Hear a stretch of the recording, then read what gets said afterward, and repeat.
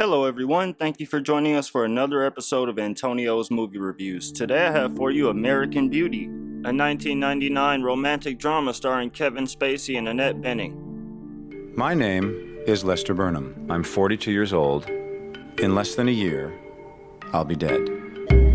Of course, I don't know that yet. This will be the high point of my day. American Beauty is a truly complex, dark film about identity, purpose, and the true meaning of beauty. The movie is full of symbolism and motifs. The American Beauty rose is the main symbol shown throughout the film. You got a minute? For you, Brad, I got 5. Like the time that Mr. Flournoy used the company MasterCard to pay for that hooker. This is your one chance to save your job. Kevin Spacey stars as Lester Burnham, an advertising executive who begins to become disillusioned with his life and questions his current existence.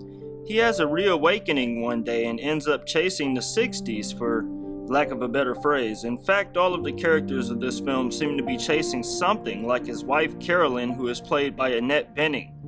She's after success and uses the rose as a motif for that, prominently displaying it at the beginning of the movie to show us her personality.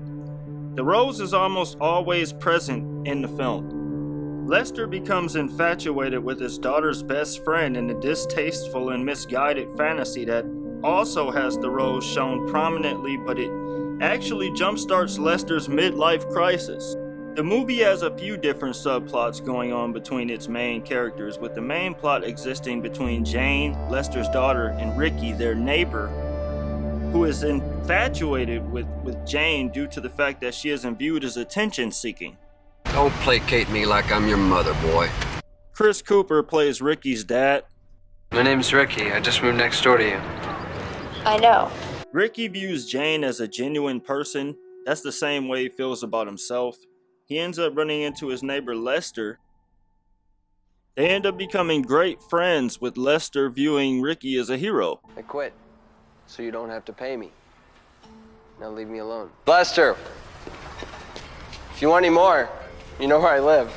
Ricky is displayed throughout the movie as someone who has the answers, like he understands the difference between real beauty and surface beauty.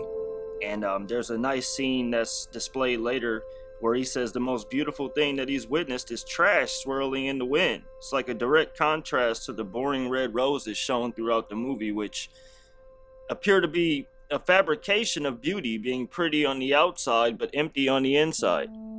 The movie still has a lot of comedic elements. You're not gonna help me out in that department. Oh, I see. You think you're the only one who's sexually frustrated. I'm not? Well then, come on, baby, I'm ready. I couldn't begin to try to analyze this movie in its entirety, as it has been expertly done. It's critically acclaimed. I hope I was even able to describe some of the things that I've noticed that I actually enjoy, watching for cinematography. We witnessed the growth of Lester. Management wants you gone by the end of the day. I think would interest the IRS, since it technically constitutes fraud. Well, what do you say I throw in a little sexual harassment charge to boot? Against who? Against you! Lester ends up blackmailing his boss and being able to leave with a hefty severance package. We see him apply to a restaurant and he has an interview there while his wife has an affair with Buddy, the real estate king, played by Peter Gallagher. Jane and Ricky are hanging out. Sometimes there's so much beauty in the world. Mendes called American Beauty a rite of passage film about the escaping of prison. With everyone feeling trapped with anxiety and frustration, the characters are all seeking some form of satisfaction, which culminates into the meaning of real beauty. It shows us that beauty is something that is within the person rather than the fabricated beauty of someone like Angela or even the American Beauty Rose.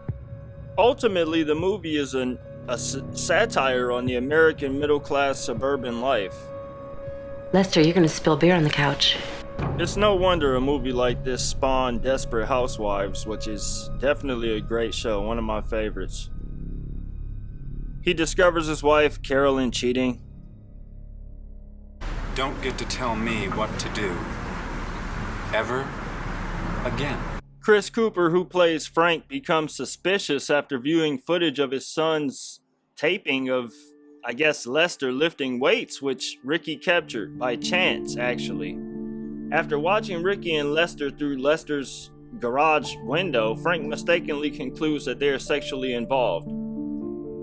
Frank goes to confront Lester, where he actually tries to kiss him, and it turns out the Colonel himself is that way, which Lester actually rebuffs him.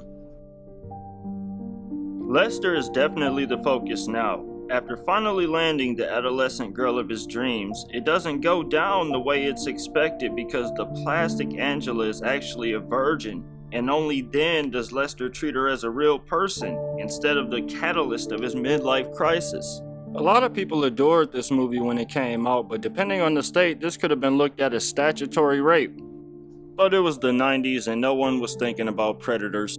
In my opinion, this movie has a fantastic screenplay and was masterfully made. Lester was trying to find his true self, and every character had a different aspect on self-worth. Angela, for instance, was concerned about being beautiful. Carolyn wanted success. The rose in all its perfection represents superficial beauty. There's a montage of basically what everyone was doing when they heard the gunshot. A bloody Frank is revealed to have done the deed with the gun missing from his collection. A truly shocking scene. I guess I could be pretty pissed off about what happened to me. But it's hard to stay mad when there's so much beauty in the world, and I can't feel anything but gratitude. Thank you for joining me for another episode of Antonio's Movie Reviews. Don't forget to subscribe.